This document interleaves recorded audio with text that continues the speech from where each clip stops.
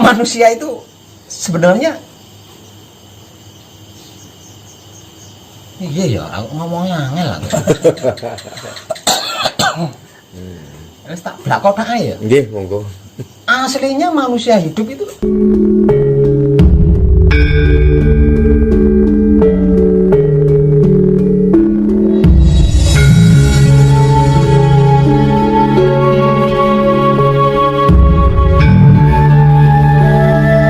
Nabi Adam dan Hawa, Pak Web. ya. Mungkin ini pertanyaan yang sangat lucu juga menggelitik, tapi perlu saya sampaikan ke Pak Web agar kita lebih paham lah. Siap. Siapa sih yang menikahkan Nabi Adam dan Hawa? Tidak ada. Tidak ada. Kenapa beliau bisa menjadikan suami istri, Pak Web? Pernikahan itu kan istilah manusia sih. Betul. Aslinya pernikahan itu nggak ada. Aslinya pernikahan itu nggak ada. Pernikahan itu ada ketika atau di zaman Nabi Muhammad. Jadi pernikahan itu termasuk atau tergolong dari akhlak, Mas. Akhlak ya. Nah, Nabi Muhammad diturunkan kan untuk mengajarkan akhlak. Betul. Nah, salah satunya tentang perkawinan. Jadi sebelum Nabi Muhammad perkawinan itu nggak ada, pernikahan itu nggak ada.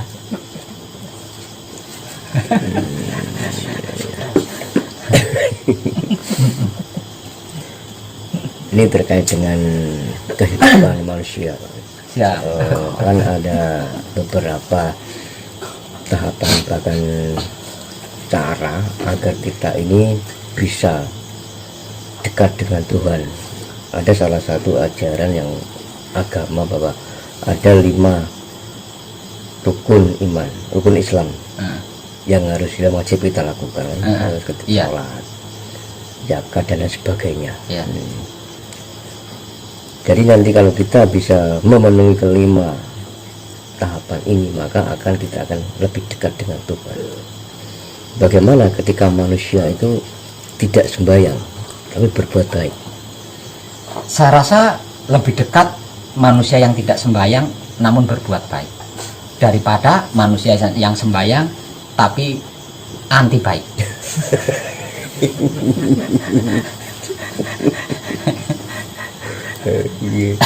Berarti intinya yang dipakai parameter oleh Tuhan perbuatan baik. Ya, perbuatan.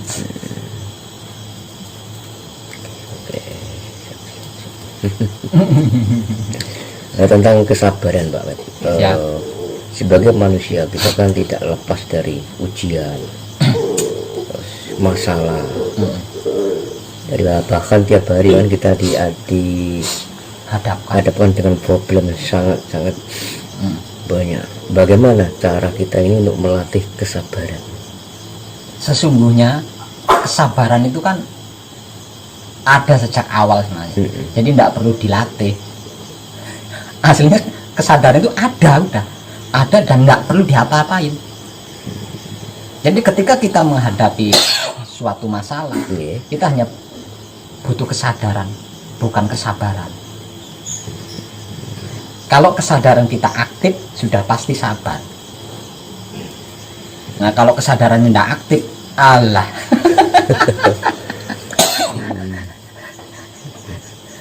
Mubadir, Pak ya. Iya sih lambene iya, tapi kan ning dodol sekepel-kepel.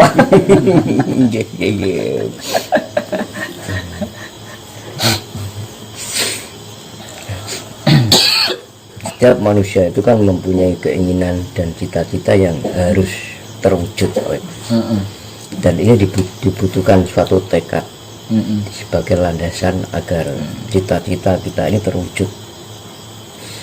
Bagaimana cara memaksimalkan kekuatan tekad agar cita-cita dan keinginan bisa terwujud? Saya rasa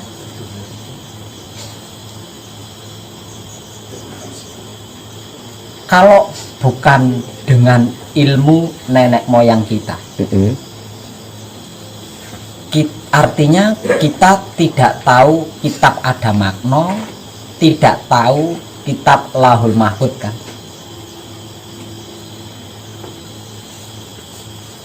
Nah, siapapun dia, selagi dia belum tahu kitab ada makna atau Lahul Mahfud, tetap tekadnya itu kerupuk, Mas. Nggak bisa. Nggak bisa untuk Ya paling ya sebatas tekad saja, sebatas kemampuan. Tidak bisa maksimal, itu tidak bisa, sebatas kemampuan. Jadi kesimpulannya, kalau mau memaksimalkan tekad, ya harus membuka kitab ada makna atau Lahul Mahfud. Sedangkan untuk bisa membuka kitab ada makna atau Lahul Mahfud, hanya bisa dilakukan dengan ilmu kadewatan, ilmu manusia hidup yang sesungguhnya. Kalau enggak, ya enggak bisa. Ada statement yang mengatakan begini, Pak Web, apakah benar bahwa keinginan adalah awal dari penderitaan? Pandangan Pak Web bagaimana? Saya rasa kurang tepat. Kenapa, Pak? Saya dijelaskan, Pak Web.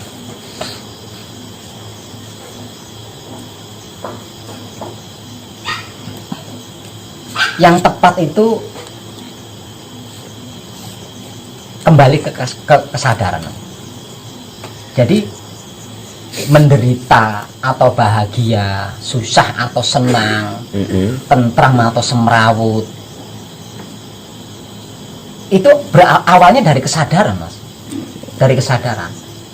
Ketika seseorang kesadarannya non aktif, ya pasti yang ada itu menderita, susah, tekanan batin, tekanan pikiran, dan lain sebagainya. Tapi kalau kesadaran seseorang itu aktif, penderitaan itu nggak enak, Mas. Karena apa? Karena dia mampu mengatasi apapun jenis penderitaan itu. Selain mampu, dia pasti tahu bahwa tidak selembar daun pun yang jatuh ke bumi yang Tuhan tidak tahu. Nah, dengan kesadaran ke situ, dia mampu menghadapi penderitaan model apapun. Bahkan dia bisa merubah penderitaan menjadi kebahagiaan hanya dengan sekejap mata saja. Ada nggak treatment khusus untuk melatih mengurangi penderitaan? Ada. Kembali kepada pokok awal tadi, yaitu kebersihan otak atau pikiran, kebersihan hati atau batin, kebersihan kelamin atau syahwat. Itu jalan. Jadi intinya kita kembali ke pembersihan jati diri tadi, Pak. Iya. Intinya ngono, Mas. Intinya ngono. Tentang apapun, aslinya atau sebenarnya jati diri manusia hidup yang sesungguhnya ini sudah mencakup semuanya aslinya, Mas. Itu sudah mencakup semuanya. Tentang termasuk enak enggak enak, susah senang itu ada di situ. Nah, bergantung di situ. Simpelnya wis pokoknya manusia itu sebenarnya iya ya, aku ngomongnya angel lah. Wis tak blak kotak ae ya. Nggih, monggo. Aslinya manusia hidup itu adalah Tuhan itu sendiri, Mas. Tuhan itu sendiri. Jadi enggak lucu lah kalau manusia hidup mengalami menderita, mengalami sedih, mengalami miskin, mengalami banyak utang. Masa Gusti Allah kok sedih, menderita, duwe utang? Enggak lucu toh. Nah, iki perkara niki manusia itu mengenal dirinya apa belum? Ngono tok aslinya. Yang jadi masalah itu Mas. Manusia itu mengenal dirinya apa belum gitu. Selama ini setiap manusia kan lebih suka mengenal orang lain kan daripada mengenal dirinya. Bahkan lebih konkret mengenal orang lain. Sampai-sampai ke barang yang rahasianya orang lain miliki itu bisa tahu. Tapi mbak Dewi gak ngerti. Ya angel menungso kan gini. Jadi mengenal jati diri manusia hidup yang sesungguhnya itu sudah menyelesaikan Mas, sudah menjawab semuanya.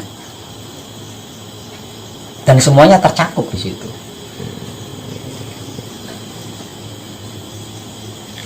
Kadang kita tak lepas dari pikiran yang negatif, Pak Web. Kadang mengalami kekhawatiran, kecemasan. Bagaimana cara kita untuk mengurangi pikiran yang negatif dan rasa kekhawatiran, kecemasan di setiap kehidupan, Pak? Ya jangan dikurangi, dirubah. Caranya Pak Web bisa dirubah. Ya caranya pikiran negatif ya dirubah dengan pikiran positif. Angel, susah. Kan ada pancalaku, kan ada iman.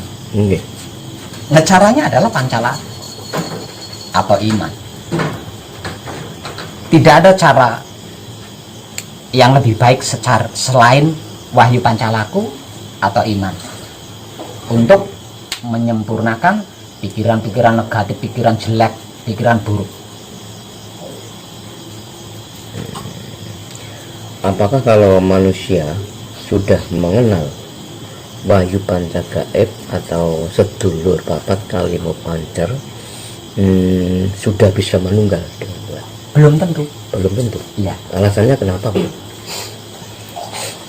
Karena dibutuhkan pengkajian dan praktek di lapangan. Jadi wahyu pancagaib itu tidak cukup dimiliki atau dikenal, itu tidak cukup. Memiliki wahyu pancagaib, mengenal wahyu pancagaib, mengerti wahyu pancagaib, memahami wahyu pancagaib, mengetahui wahyu pancagaib.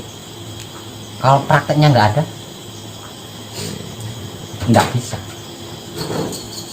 Kalau boleh tahu, bisa nggak di prakteknya itu kita lakukan dalam kehidupan sehari-hari? Contohnya seperti apa? Memang harus, bukan cuma bisa, memang harus dipraktekkan. Wahyu pancagaib itu harus dipraktekkan di setiap harinya. Kita diberi hidup selama 24 jam full. Berarti wahyu pancagaib dipraktekkan selama 24 jam full. Caranya mempraktekkan wahyu pancagaib selama 24 jam full bagaimana?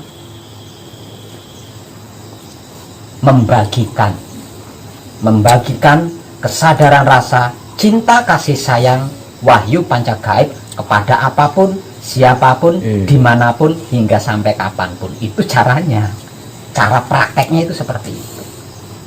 Jadi kalau saya mengerti wahyu pancagaib, saya memahami wahyu pancagaib, saya mengetahui wahyu pancagaib, saya juga mengenal wahyu pancagaib itu apa dan bagaimana. Tapi di dalam kehidupan sehari-hari selama 24 jam full, saya tidak pernah memberikan kesadaran rasa cinta kasih sayang wahyu pancagaib saya kepada panjenengan, kepada pepohonan, kepada hewan-hewan. Yo nol pudel, percuma.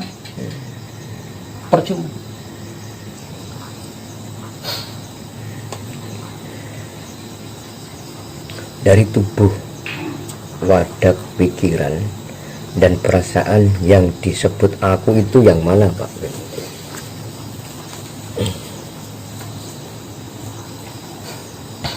Sesungguhnya aku itu ada 3. Aku yang pertama adalah sukma. Aku yang kedua adalah hidup. Dan aku yang ketiga adalah maha suci. Dan yang disebut Tuhan, yang dimaksud Tuhan dan sejatinya manusia hidup adalah ketika 3 aku ini menyatu jadi satu persatuan yang tak terpisahkan. Kalau 3 aku ini belum manunggal, belum menyatu, masih belum manusia yang sesungguhnya, masih belum hidup yang sesungguhnya, masih belum Tuhan yang sesungguhnya. Tapi kalau tiga aku ini sudah manunggal menjadi satu kesatuan, maka itulah yang disebut sebagai manusia yang sesungguhnya, atau manusia hidup yang sesungguhnya, atau hidup yang sesungguhnya, atau Tuhan yang sesungguhnya. Kalau boleh dijabarkan Pak Web, sebetulnya hidup itu artinya seperti apa Pak Web? Kalau hidup itu tidak ada artinya, Mas. Kalau diartikan tidak bisa juga, karena hidup itu bukan arti. Tapi hidup itu bisa saya katakan sebagai penggerak. Hidup itu adalah penggerak. Jadi tidak ada satupun makhluk yang hidup di dunia ini yang tidak digerakkan oleh hidup. Nah, tinggal makhluk itu bisa menyadari atau tidak. Kalau dia bisa menyadari, maka dia akan terbebas dari bentuk penderitaan, karma, dosa, luput, salah, kesedihan, kemiskinan, bahkan kematian.